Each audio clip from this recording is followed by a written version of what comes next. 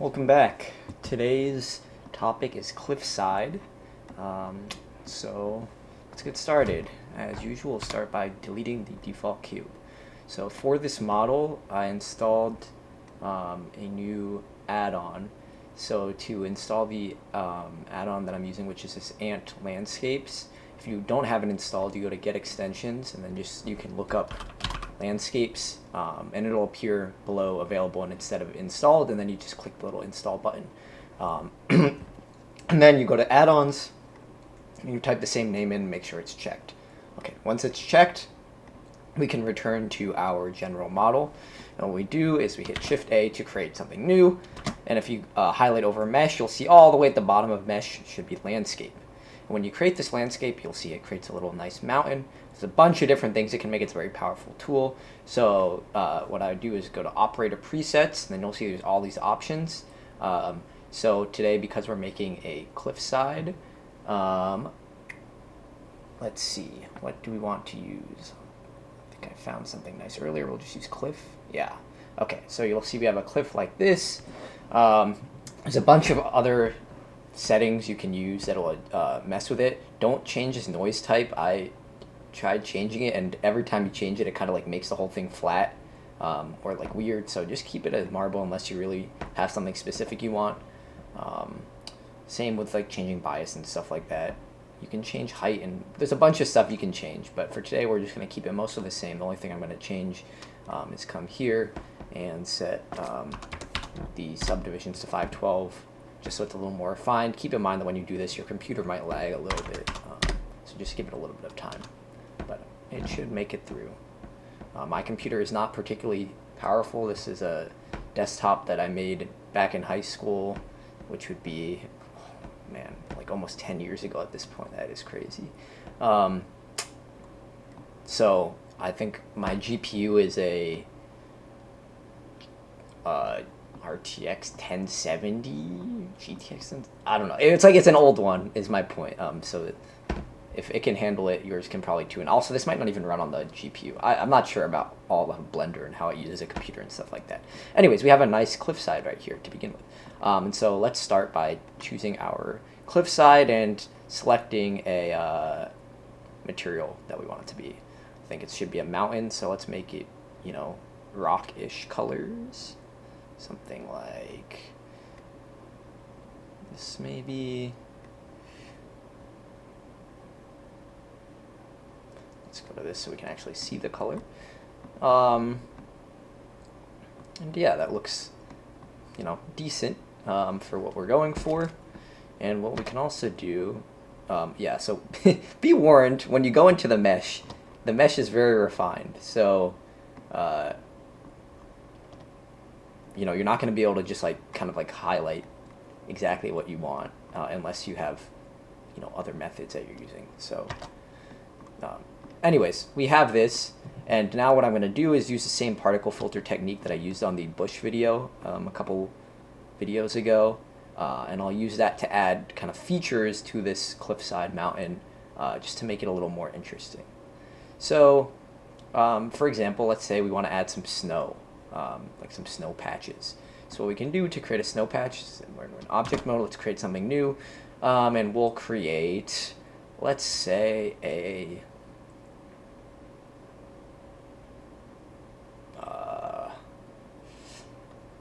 icosphere. There's a bunch of ways of doing this, but let's do that. And then we will maybe let's squeeze it down. So let's SZ to kind of flatten it out.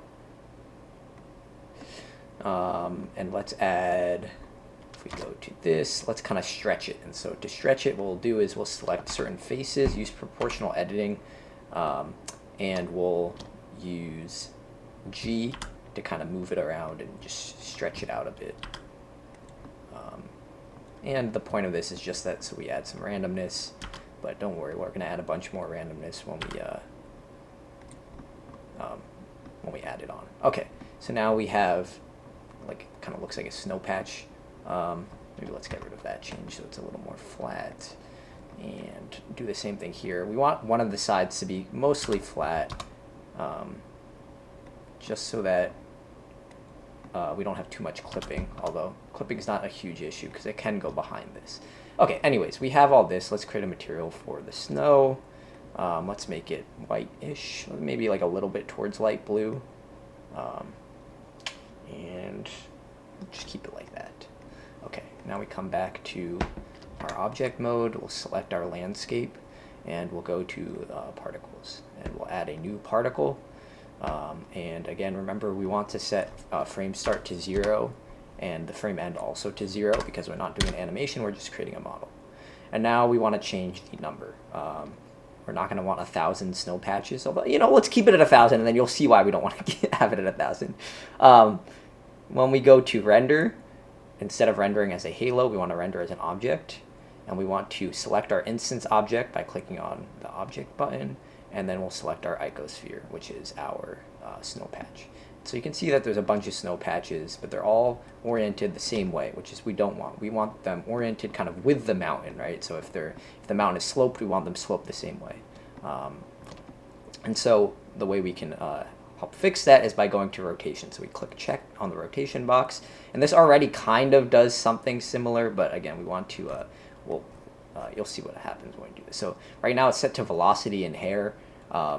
What you can do is set it to either normal or normal tangent. I think because of the way I created this, maybe those methods aren't the best. So what we can do instead is let's set it to like global X, and then with global X we can try and match the slope of this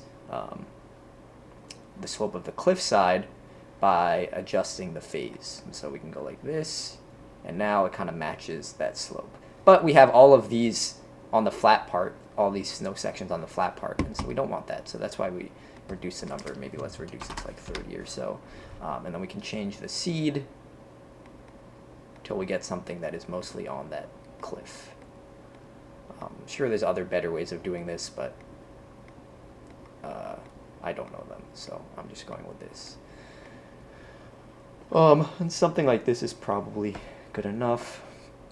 So let's see, what else can we do to kind of make sure that, so you see that some of them are kind of floating right now, right? We got this like hanging off the mountain. We don't want to hang off the mountain, we want it in the mountain. And so one of the things I realized after watching my last video is that this normal is actually just like a distance normal. So in math and science, when we refer to normal, it actually means like moving directly off of a surface. So if we have a flat surface down here, like this on the XY plane, then normal would be the Z plane. But for a surface like this, which is not exactly the same, the normal would just be kind of the equivalent of like what Z is to an XY plane, but instead of going straight up, it goes this. And mathematically, we can kind of define it as whatever line makes a 90-degree angle with the surface that we're on. Okay, anyways, so in this regard, normal means the distance along that line from the surface that it's on. So if we set this to 0, now everything is on the surface, and so we get these nice kind of smaller patches. I don't really like these ones that are hanging out up there, but I think that's maybe okay. We'll kind of finagle something later on that can help address that. Okay, so what else do we want to add to our mountain? You know what, let's keep it like this. Okay, what else might be on a cliffside? Maybe some trees, right? And so luckily in past videos we made some trees. So what we can do is edit, file, import, and we'll import, I guess we can import as an object because that's where we mostly export them as. And if we go through my files to get to where we save them, which is this for the class, 20-minute models, here we go. Okay, so green tree will import the object and material files. When we import it, we get the, everything, which it's a little bit daunting because it appears all as this. So what we'll do is first we'll select the bottom plane and we'll delete it. And then we'll select, let's rotate so we make sure we don't select the light in the camera. What we do is we can go into X-ray mode or wireframe mode, select all of this, right click, and then, or what is it? Is it just like join, right? There's a join function. Is it M? No. Oh my god, I was able to do it right before. What did I miss this time?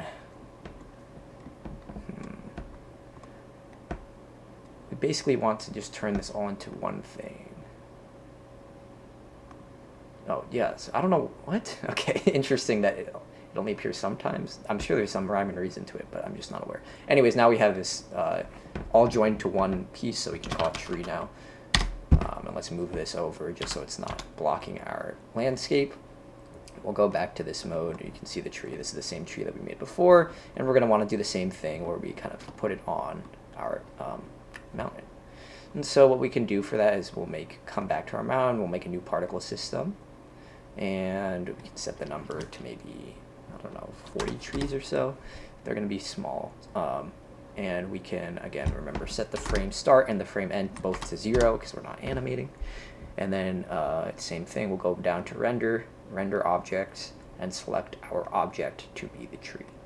Okay, so now we have all these trees, but look, they're all oriented the wrong way. And so again, we need to make sure that we orient them properly. And so what we do that is we go to rotation, and we can set the rotation to global Z, and that'll make sure that they're all pointed up. So sometimes when trees grow out of mountains, they'll grow like at a slight angle, kind of towards the normal vector, but mostly straight up. In this case, I'm just going to keep them all straight up. And we'll set the velocity maybe to like -0.5. The reason I set it to -0.5 and not to 0 is because if we set it to 0, I'll just show you what happens. The center bottom of the tree aligns with the mountain, but because there's some thickness to our tree trunk, there's a part that kind of ends up hanging off, and it looks a little unnatural when we do it. Not that any of this looks supernatural to begin with, but we're trying for realism, and so what I'll do is maybe let's set it to like -1, and that way we have these trees kind of poking out. And we can change the seed until we find something that we like. And I'm just trying to get one that doesn't like have anything hanging off the edge too much. I'm sure there's a way of like picking and choosing certain elements that you'd want moved, or at least I hope there is, but I don't know that at this point in time, so forgive me for taking a little longer on this part. Okay, this looks around right. This hanging off, but whatever, we can manage like that. Okay, so now we have our trees on the cliffside, and maybe let's make these trees slightly smaller. So we go back down to render, and where you see scale under this object, we can change our scale. Right now it's at 0.05, so maybe let's make it 0.03 or so. And now we have these smaller trees. Nice. Okay, let's see. What else could we possibly add to our mountainside? What if we go back to our other particle system, the snow, and make it slightly bigger? I realize that the snow patches should probably be bigger than the trees because, it's a big mountain. And I know that in Blender there's a way we can kind of like make a blanket and have the physics engine kind of like just have the blanket fall so that it matches the geometry of the underneath surface. So, that would be nice if we were ever making snow, and I'm sure there's better ways of doing this, but whatever. You live and you learn, and hopefully I will learn at some point. But... Okay, so that's maybe a little big. What if we set it instead to like 0.15? I think that is decent, but maybe we'll have it then move down a little bit more. If we can do like -0.5 or something. Something like that. I don't know. It's not going to look great, but here, we have a cliffside right now. Okay, and I think maybe what we can do to help this out a little bit is we can take our snow object and we can look at it from the side. Maybe let's rotate it along the x-axis till it's like that, and then SZ to kind of shrink it down so it's more flat. And because it's more flat now, we have less of this like sticking out. We still have like these sections, which are very annoying, but it is what it is, I guess. This is not going to be one of my best models. It's just, it is what it is. Okay, let's hide out our icosphere, hide our tree, and let's pick something else that we can add to our mountainside. Well, let's think. What typically would you find on a mountain? Maybe some boulders, some like big rocks. So we can create, let's create a UV sphere, maybe. Is there any? Okay, no. I was gonna say gemstones, but I haven't taken a look at all this stuff. Let's UV sphere it. Okay, move it along here, and let's kind of go to edit mode, and we'll make some random adjustments to give it kind of like a bouldery shape. So let's reduce the sphere of influence, and then when we are kind of using G to move stuff around, we can select a bunch of different faces just randomly. There's nothing really to it, and then you can use S to size it down. You can use G to kind of move them. You can use E to extrude, but probably not that one. And then, yeah, we'll just keep doing it a couple times. Just picking random vertices, just nothing crazy. Or do go crazy, it's up to you, you know. Let's move them. Is there a way to kind of move with respect to the normal? Extrude along normals? I don't really want to extrude. I want to resize. Yeah, something like that. Okay. And then maybe what we can do is use all, and then there's, I think, a checker select, checker deselect. So now we've selected every other face, and if we use S, because the sphere of influence is larger than, okay, so we turn off proportional editing, then we can use S. Maybe let's not do that then. What? Why did that work like that? What if we go like this? It just moves everything because everything is close enough to one of these. I guess that makes sense. Okay. Or at least I think that's the reason. Okay, let's just do this one more time where we select a bunch of faces and move them in using proportional editing. Sorry, I know this is taking a bit long, but I just wanted to make a general boulder shape and I didn't think it out ahead of time, so here we are. I'm a bit of a Blender noob. I'm sure you can figure out if there's any Blender experts who might be cringing, or maybe you're smiling, remembering when you were a Blender noob too. You know, there's only one way to learn, and that's by doing. Well, that's not true. There's other ways of learning too. You can watch tutorials and all that kind of stuff, which I have been doing. But you know, there's so much in Blender that it's hard. Even when you feel like you're learning, it's like, okay, well, I'm learning one thing, but there's so much else to do. Like all of this is just in modeling, and then there's 2D animation, all that kind of stuff, video editing. So, anyways, let's go like this, something like that. And what if we like rotate along the Z-axis or something? Give some asymmetry. Okay, we have now kind of like a rock shape, general rock shape. Let's select the whole thing. Let's resize it down. Let's assume that like gravity over time has kind of pushed it together.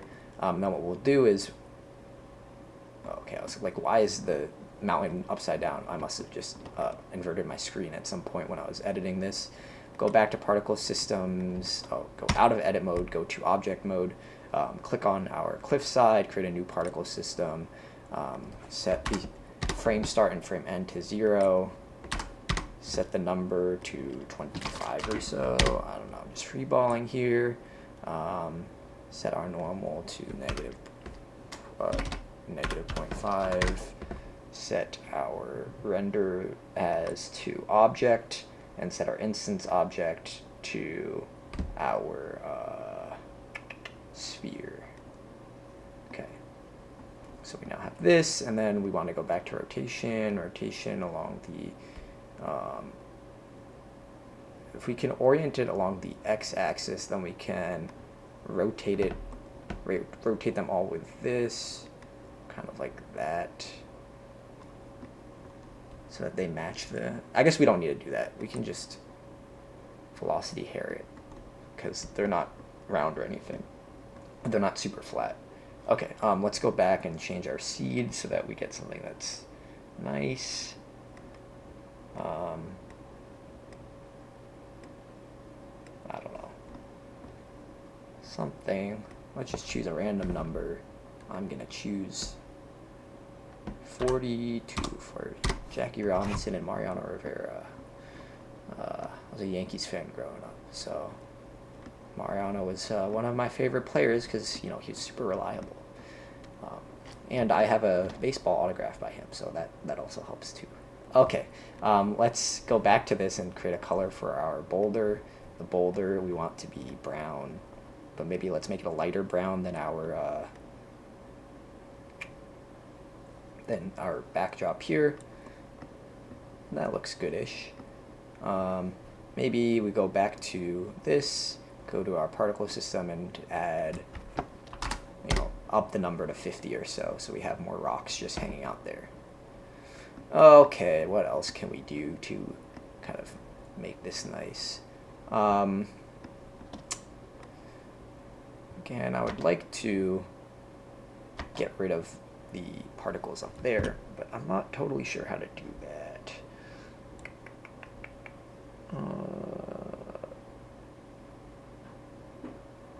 I'm not sure. Okay. Let's go back, and is there anything else we can import that might look good on our mountain?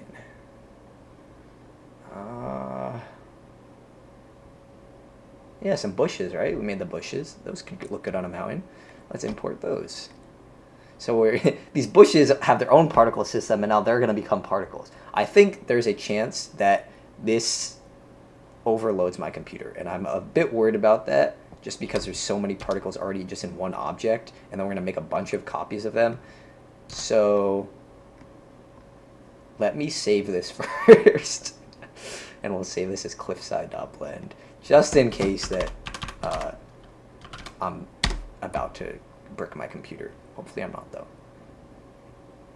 Okay, we have our bush now. We don't have our bush as one object yet, so we select the whole thing, and we want to join it into one object. Okay, we've hit join. It's going to take a sec. I guess there's 240 objects there. That's a little scary. Let's call this a bush. Okay, we now have our bush. Let's go back to viewport shading. Let's click on our mountain.